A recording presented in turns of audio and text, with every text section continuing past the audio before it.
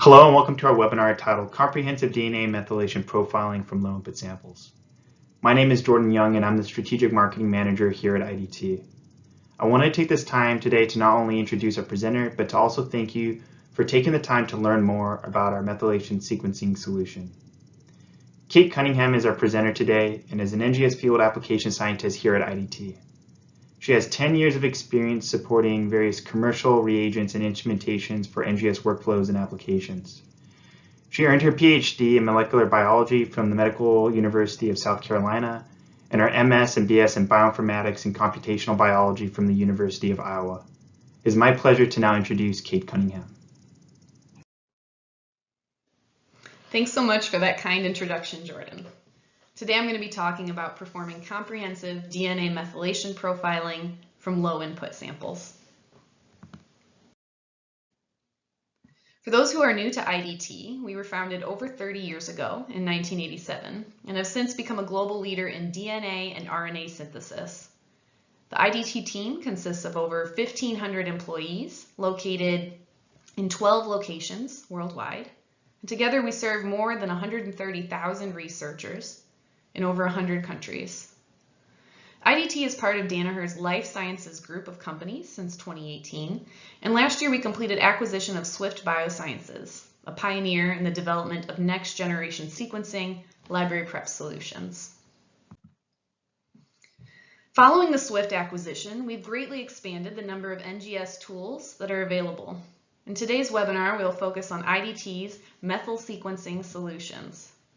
If you're interested in learning about other IDT products and services, feel free to visit the IDT web pages or reach out to our customer care team. So what is DNA methylation and why is methylation profiling important? DNA in human cells is organized into higher order structures which regulate genome function. Chromosomal DNA is wrapped around histone proteins. This forms nucleosomal subunits, which control gene expression through post-translational histone modifications. At a more fundamental level, individual DNA bases can undergo covalent modifications with a CH3 methyl group. This occurs predominantly on cytosines, followed by guanine nucleotides, or CpG sites.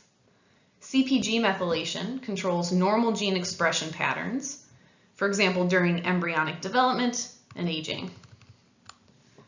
Changes in DNA methylation are a frequent and early event in various diseases, including cancer. Tumor DNA methylation profiling has not only enhanced our understanding of cancer biology, but is also a promising tool for biomarker discovery for cancer diagnosis, prognosis, and prediction of drug responses. DNA methylation can be sequenced by treating DNA with a chemical called sodium bisulfite. This treatment leads to deamination of unmodified cytosines to uracils, while methylated cytosines remain intact. It's also important to note the bisulfite treatment is relatively harsh and can cause fragmentation of DNA. This procedure can then be combined with NGS methods to reveal the DNA methylation status at each cytosine base on a genome-wide level.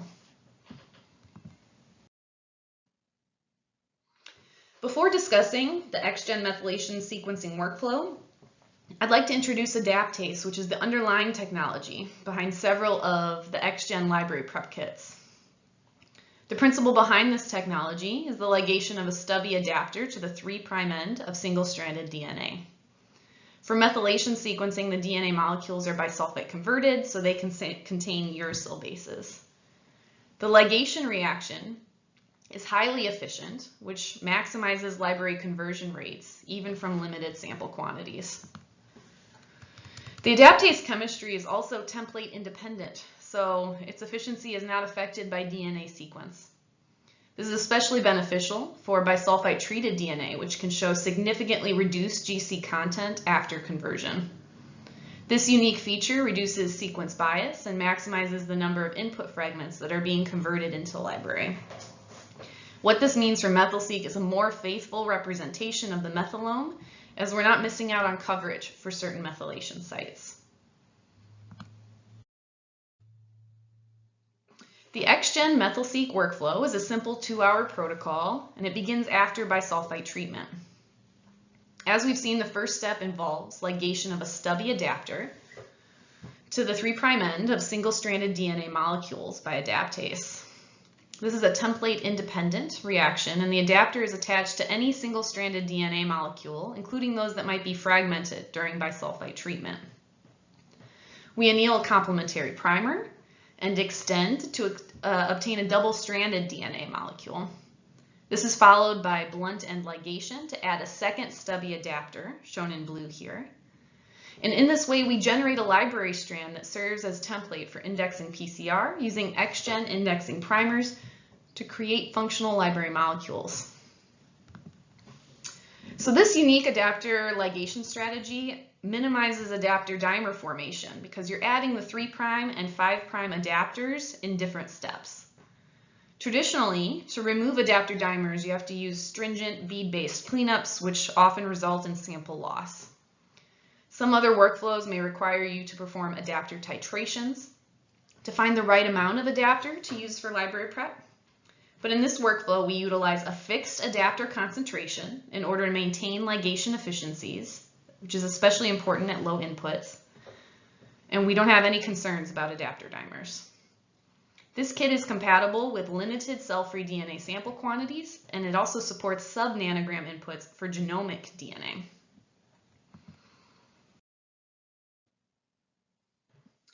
So when considering METHYL-SEQ workflows, it's important to know the differences between post-bisulfite or pre-bisulfite library preparation. As we've seen, the xGen METHYL-SEQ kit uses a post-bisulfite library prep workflow, which means library prep begins after bisulfite treatment. This workflow maximizes library complexity by converting single-stranded fragments directly into library molecules, regardless of whether they've undergone additional fragmentation due to bisulfite treatment. With the traditional methods, libraries are first constructed, followed by bisulfite treatment, which leads to significant library loss due to bisulfite-induced DNA fragmentation. We get these partial library molecules, which will not form clusters on the flow cell or get sequenced. So the overall library complexity is reduced. This method will work if we have hundreds of nanograms of input DNA and we can afford to lose some DNA in complexity. But as input amounts go down, for example with cell-free DNA, it's not going to work to lose that much complexity from your samples. Another common workflow involves the use of random primers for adapter incorporation during library prep. Like the xGen METHYL-SEQ kit, this also uses a post-bisulfite workflow, so it avoids the library loss that comes with the traditional method. However, the efficiency of random priming is highly sequence dependent, and workflows utilizing this method, they tend to suffer from bias and reduced efficiency, especially with bisulfite treated DNA that can have a broad range of GC base composition.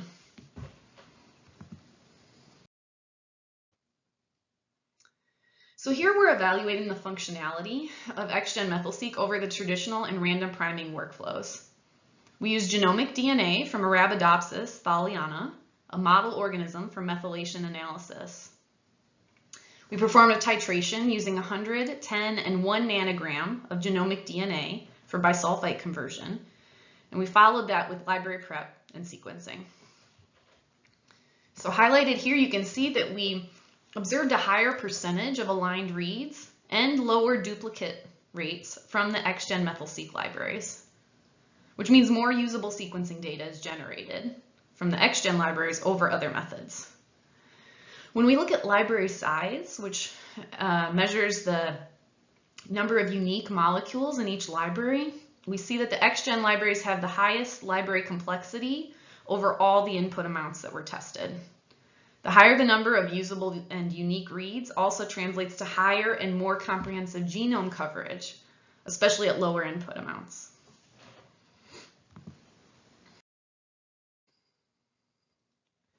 So we next asked whether a higher genome coverage translates to a more comprehensive and uniform coverage of cytosine bases, both of which are critical for accurate cytosine methylation identification.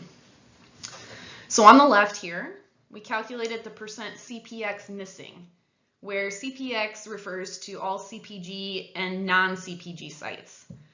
So ideally you want this number to be 0, which would mean that all cytosine bases are being represented in the data. And you can see that we have the best outcome with the xGen METHYL-SEQ kit across all 3 of our inputs. And random priming here really shows the highest percentage of missing CPX dinucleotides. On the right, we're showing a percentage of CPX bases that were covered at more than 10-fold. So the higher this metric, the more uniform is the sequencing coverage across all CPX dinucleotides. So we can see that xGen METHYL-SEQ has the most balanced read coverage across all 3 input quantities, with the most pronounced advantage at the 1 nanogram input shown in the lightest gray column.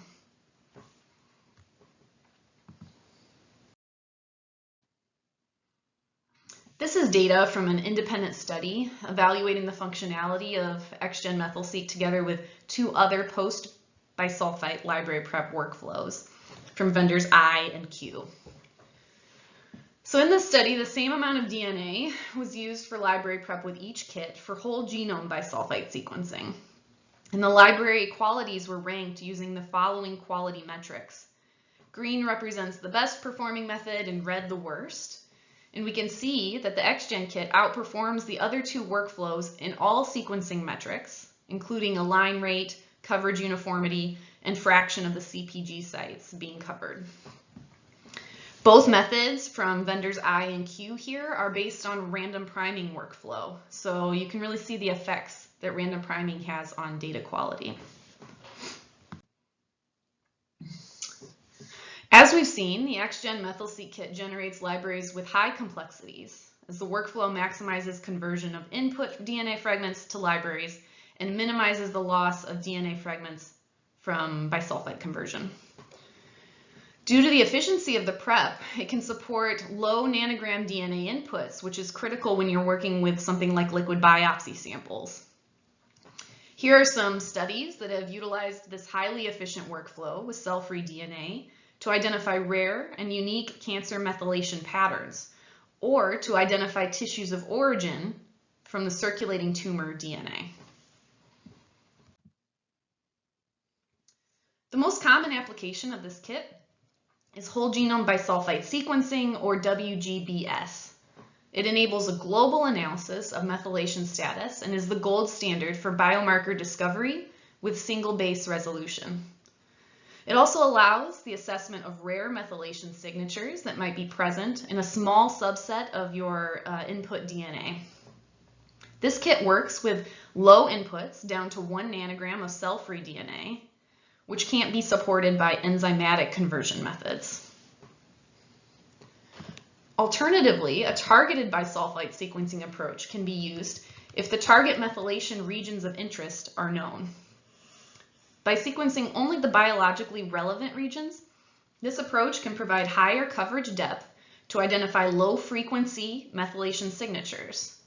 And because this method involves a smaller total target space, it allows more samples to be processed on a single sequencing run, thereby enabling higher sample throughputs and reducing your sequencing costs. The xGen METHYL-SEQ kit can be paired with an xGen custom hide capture panel for a complete and streamlined targeted METHYL-SEQ workflow. And besides these main 2 applications, it can also be used for library preparation with ancient DNA samples or with other epigenetic assays, such as CHIP bisulfite sequencing or reduced representation bisulfite sequencing, RRBS.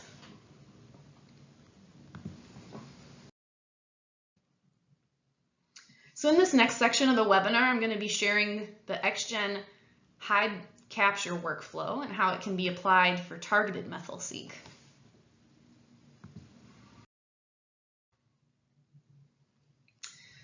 So this capture process, it begins with fully constructed bisulfite libraries as the input. Each of the library molecules, they contain adapter arms that are shown here in blue and orange.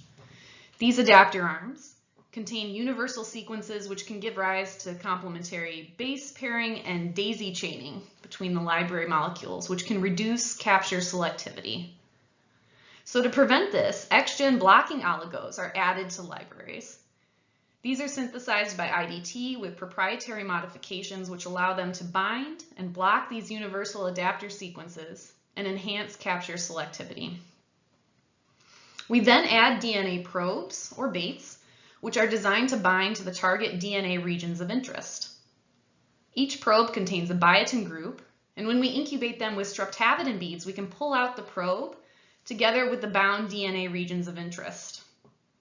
The remaining unbound fragments are then washed away, and what remains bound to these beads is the regions of interest that eventually go onto the sequencer. The capture probes that are individually synthesized by IDT, they guarantee high sequence fidelity. They're not synthesized on arrays, and they don't undergo PCR amplification, and this helps provide the required on-target coverage and uniformity during capture sequencing. With a 4-hour hybridization, the entire workflow can be completed in a single day with the xGen Hide and Wash Kit. One challenge in panel design for targeted METHYL-Seq is that input DNA duplex is no longer complementary after bisulfite conversion. So if you remember, unmethylated cytosines are converted to uracils, which results in the inclusion of thionines after amplification, while methylated cytosines remain intact. So this results in 4 different sequences per target locus with a broad GC content range. To address this challenge, the xGen probe design strategy uses strand-specific probes to be sure that the complete methylation state is represented in captured libraries. This is critical for identification of methylation patterns in diseases, including cancer. As illustrated here, each strand-specific probe assumes a completely methylated and a completely unmethylated status at each target locus. This accounts for the broad GC range after bisulfite conversion. And this strategy results in 4 unique probes per target to support complete methylation representation.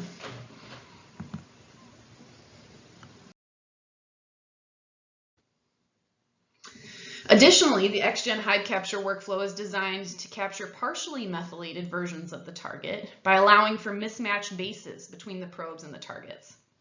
This feature provides representation of all methylation states, including fragments that might be partially methylated. To assess the enrichment efficiency of the xGen hide capture system across a range of methylation levels, we combined human methylated and non-methylated reference standards at different ratios to create a range of representative genome-wide methylation levels. We used 50 nanograms of each mix for xGen Methyl-Seq library prep, followed by capture using a custom xGen hide panel for targeted sequencing. The global methylation levels were determined from the sequencing reads and plotted against the expected methylation levels. This analysis shows a high correlation between observed and expected methylation with a Pearson's correlation value of 1. Now, if we zoom in to look at methylation levels at individual bases, we have here red columns indicating a methylated base and blue indicating an unmethylated base. Across the 5 methylation ratios here, we not only see comparable coverage at every site, but the observed methylation levels from the red and blue read coverage match what we expect the methylation levels to be.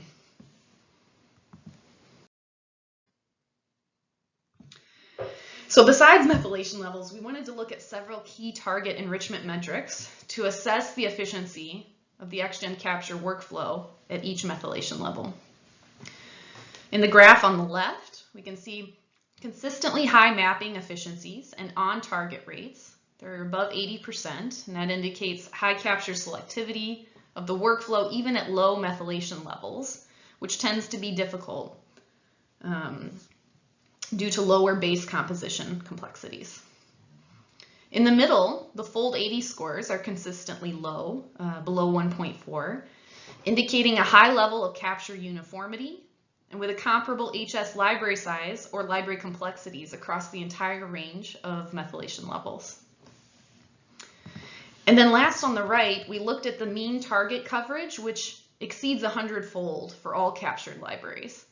And the strand bias is close to 1, meaning there were similar number of reads from each captured DNA strand. So as a whole, xGen hide capture can enrich efficiently across a broad range of methylation ratios and GC-base compositions.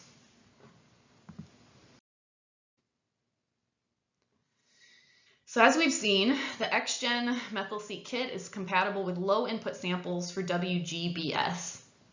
To assess the compatibility of low input samples with the xGen targeted METHYL-SEQ workflow, we constructed libraries using 5, 10, and 25 nanograms of cell-free DNA reference material. And then we followed this by capture using a custom xGen hide panel for targeted sequencing. As you can see on the left, both mapping rates and on-target percentages were above 80%, even when you're looking at that 5 nanogram input. In the middle, we see that the fold 80 scores, again, remain low, right around 1.4, which indicates high capture uniformity at low inputs. And as expected, both HS library size and coverage increase with input DNA amount increasing. These are both related to the total number of unique reads in the sample, so this makes sense. Again, we see strand bias right around a value of 1, indicating equal representation of both target DNA strands. So if you're working with low input or liquid biopsy samples, the xGen targeted METHYL-SEQ workflow can help you process more samples and generate usable data with high quality methylation data for these challenging samples. And finally, we wanted to determine if target-enriched libraries maintain comparable methylation signatures compared to WGBS libraries. So to do this, we sequenced 3 captured libraries and 1 WGBS library. They were each made from 10 nanograms of cell-free DNA reference material. And we calculated the percent methylation at each CPG site and determined the pairwise Pearson's correlation coefficients between each of the target-enriched libraries and the WGBS library across the targeted regions. We obtained a high Pearson correlation of at least 0.97 between target-enriched and WGBS libraries, and at least 0.98 when comparing between the enriched library technical replicates. So this indicates that libraries that went through the xGen hide capture consistently retain complete methylation information after the target enrichment. So in summary, the xGen METHYL-SEQ kit features a simple 2-hour protocol which leverages patented adaptase chemistry to effectively capture and convert bisulfite-treated single-stranded DNA into library molecules. This enables low bias library preparation from sub-nanogram input amounts and allows you to perform comprehensive methylation profiling from a wide range of target methylation levels and sample input amounts. When coupled with the xGen hide capture workflow and IDT's METHYL-SEQ probe design strategy, this workflow offers a cost-effective way to assess methylation of key targets at higher coverage compared to WGBS, without having to sacrifice methylation information associated with different disease states. So thank you so much for your time today, and now I'll turn it over to Jordan for some questions. Wow, thank you, Kate, for that great presentation and overview. For the audience, what we'll do is review some of the questions that were submitted to today's session. The first question we received is, you said the METHYL-SEQ uses single-stranded DNA as an input. What if there's a double-stranded DNA present in my input after the bisulfite treatment? Can I still use it with the kit? So yes, after bisulfite treatment, the first step of the xGen METHYL-SEQ protocol is a short incubation at 95 degrees, and this denatures any double-stranded DNA molecules that are present in your sample. In this way, both strands of the denatured double-stranded DNA are independently converted into NGS library. Perfect. Another question we have here is, can I use METHYL-SEQ on enzymatically converted DNA? Yeah, we've evaluated both bisulfite and enzymatic converted samples with the xGen METHYL-SEQ library prep kit for WGBS. In our experience, using bisulfite converted templates resulted in better technical performance with higher mapping rates, conversion rates, and library complexities, as well as lower duplication rates when compared to enzymatically converted templates. The traditional limitation of bisulfite-induced sample damage and loss does not apply to this kit due to its efficient ligation and high recovery of starting material. So we would recommend using bisulfite-converted templates instead of enzymatic conversion with this kit. Now, Kate, in your presentation, you mentioned sub-nanogram input amounts. What is the lowest input amount that would work with the Methyl-Seq kit? Yeah, it really depends on the application. So for WGBS, we have tested xGen METHYL-SEQ with as low as 1 nanogram of cell-free DNA or 100 picograms of high-quality genomic DNA. Now, when you're combining xGen METHYL-SEQ with hybridization capture for targeted methylation sequencing, we recommend using a minimum of 1 nanogram of input. And for RRBS, we recommend using at least 100 nanograms of genomic DNA, as there's usually significant amount of sample loss during the restriction enzyme digestion and size selection steps. So although libraries can be successfully prepared with ultra-low inputs, reduced representation of genome complexity could be observed. So as always, it's good practice to consider genome complexity and sample quality when choosing what input quantity of DNA to use for any library preparation method. Perfect. Thank you, Kate. Additional question here was, does our Methyl-Seq kit include indexing primers? No, the indexing primers are purchased separately. IDT offers a wide range of indexing solutions, single indexing or combinatorial or unique dual indexing, using 8 or 10 base pair index sequences. We recommend using a unique dual indexing or UDI strategy to mitigate errors introduced by index hopping. We can provide up to 1,536 UDI combinations for high level of multiplexing. And I didn't mention the xGen Normalase module during my presentation, but we also offer Normalase compatible indexing primers together with xGen METHYL-SEQ. Now, for a customer that's interested in targeted methylation analysis, how do they design probes for capture? Yeah, so our users can design probes themselves, but we also have a nice online tool where you can submit your regions of interest, and we will provide a complimentary panel design service. For methylation sequencing, our panel design strategy uses 2 sets of probes for each target strand, one assumed to be completely methylated and the other completely unmethylated, giving a total of 4 probes per target. We can also design panels targeting only one strand, which would cut your number of probes in half. And we have a very experienced NGS design team that can work with you for any of your panel customization requests. Now, with the time remaining, I'll be able to address one additional question here. Can I use Methyl-Seq on non-bisulfite converted DNA? Yeah, so that's technically possible, although the kit chemistry was optimized to work most efficiently with bisulfite converted DNA. So rather than using xGen METHYL-SEQ on untreated DNA, we'd actually recommend using another kit from our portfolio. It's called xGen single-stranded DNA and low input DNA library prep kit. This kit also utilizes adaptase technology and was optimized for low quantity samples or samples containing a mix of single-stranded and double-stranded DNA molecules, for example, a metagenomic sample. Unfortunately, we do not have the time today to get through all of our audience's questions. However, one of our team members will be in contact with you shortly to address any remaining questions. I wanted to thank you again for your attendance today, and we look forward to supporting your future research efforts. Take care.